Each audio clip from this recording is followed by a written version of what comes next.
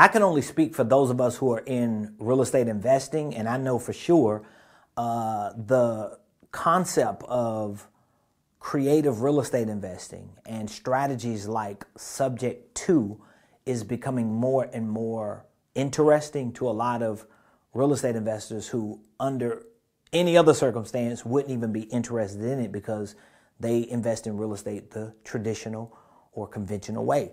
Well, when you get over into the creative side, utilizing strategies like owner financing, subject to, and many others, but those are two of the most common, you realize that you have some benefits and you realize that you have some drawbacks. And so I just want to go over a few benefits of subject to, and I want to go over a few drawbacks. And again, if you have any questions, feel free to reach out to me. We have a lot of education on these particular strategies because that's what we do. We are educators. More importantly, we are practitioners.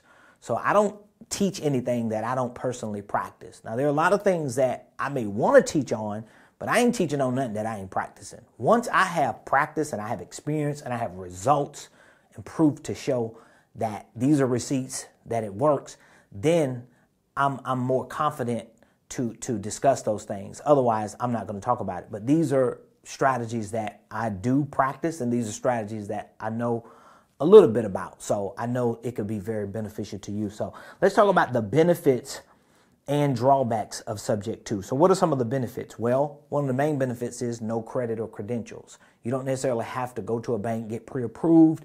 You don't need some type of, I'll just say no credit, no credentials.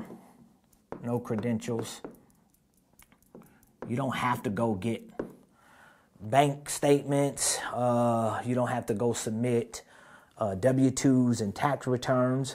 Another benefit is it saves lots of money. So you save money.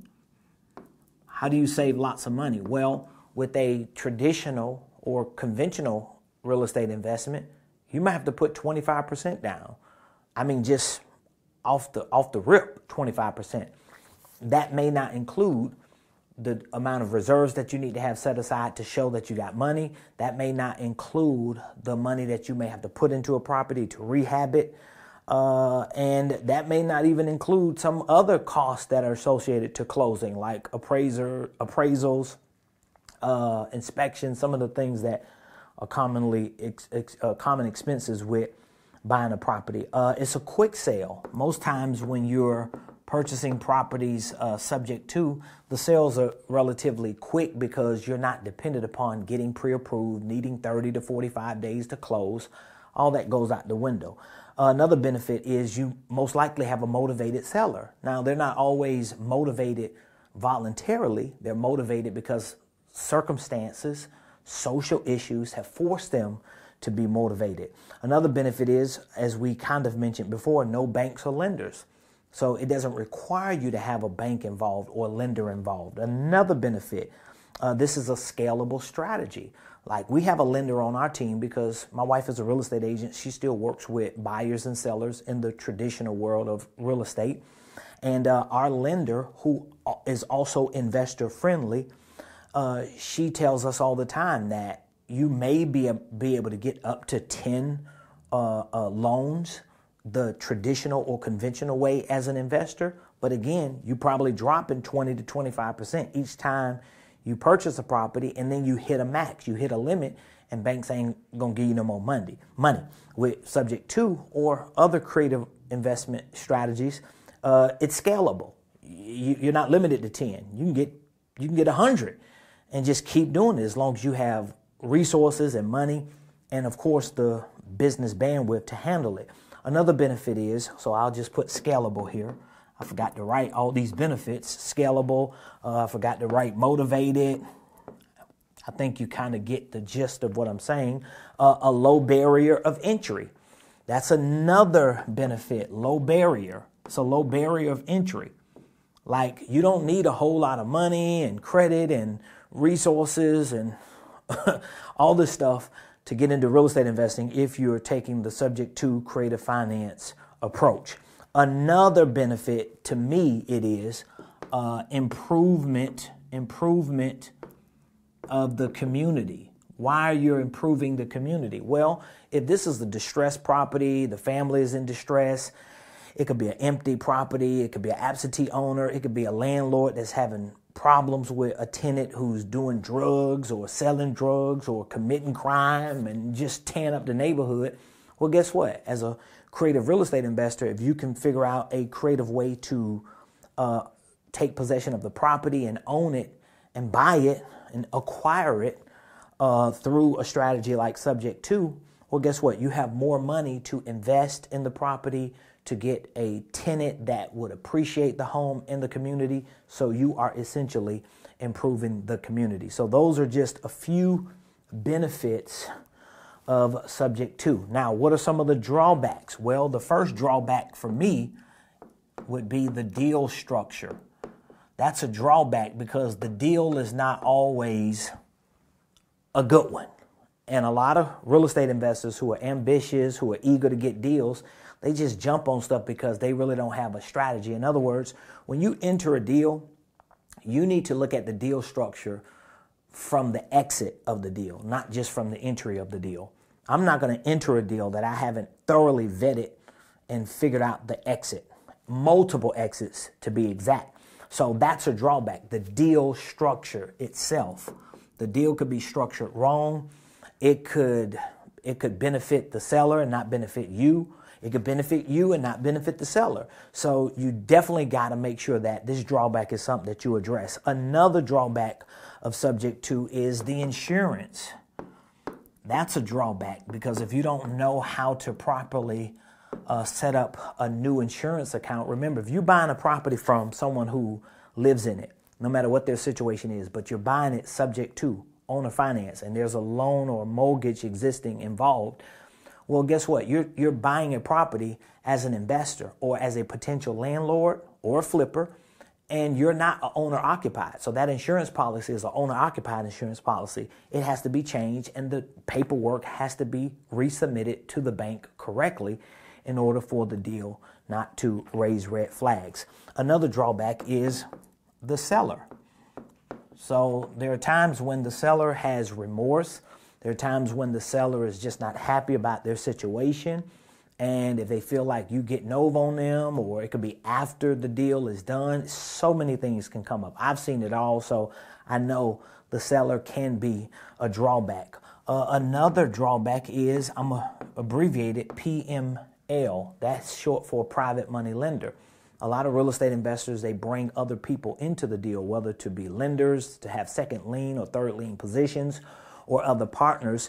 That can be a drawback because you can find a deal that you can structure right. You might know the ins and outs of the deal, but you might not necessarily have the money. And the people that you work with or partner with or people who lend you money may not feel comfortable. They may have questions, so that can be a drawback. I'll say another abbreviation, the cost of acquisition. That's essentially the same, but it's like, okay, there are other things that you got to consider. You might have to pay a wholesaler. You might have to pay an agent's commission. You might have to have a certain amount of arrears to pay up because it's a pre-foreclosure. The seller may want a certain amount of money if it's not in a distressed situation and they have more options. Another drawback is if it's a subject to, it would be the due on sale clause, which is a clause like any document. They have clauses in it. And one of the clauses in a mortgage or deed of trust that a bank types into that deed of trust or that promissory note is that if someone sells their property, the bank has the right. They may exercise their right to actually call that loan due. That's why it's called due on sale. So at the sale, the moment you buy the house, that's a sale. So at the moment of that sale, there's a clause that's triggered. Technically, it's an acceleration clause, but it's something that you want to be mindful of and take into consideration because it is a potential drawback, although there are so many ways you could get around it. And 99% of the time, most investors not even concern themselves with it, at least the creative, seasoned investors, because they know their way around the due on sale clause, all right? Another drawback is the buyer. Like if the buyer, the investor, the wholesaler, whoever's buying the property, They could just be a scumbag.